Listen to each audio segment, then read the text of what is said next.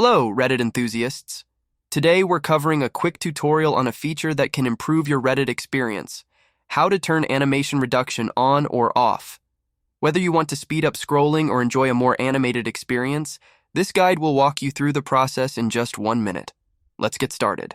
Start by opening the Reddit app on your device and signing into your account.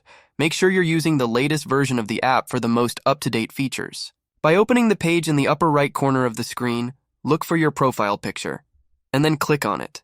In the drop-down menu, look for the Settings option, which is usually represented by a gear or 3 vertical dots. Click on it to access the Settings menu. By opening a new page, look for the option Reduce Animation or Advanced Settings in the drop-down menu. Within the Reduced Animation settings, you'll find an option to turn this feature on or off. Choose your preferences based on whether you want to reduce animation effects for easier scrolling or prefer a more animated experience. And there you have it. You've successfully learned how to turn Reddit's reduced animation on or off. If this guide helped you, give it a thumbs up and don't forget to subscribe for more Reddit tips and tricks.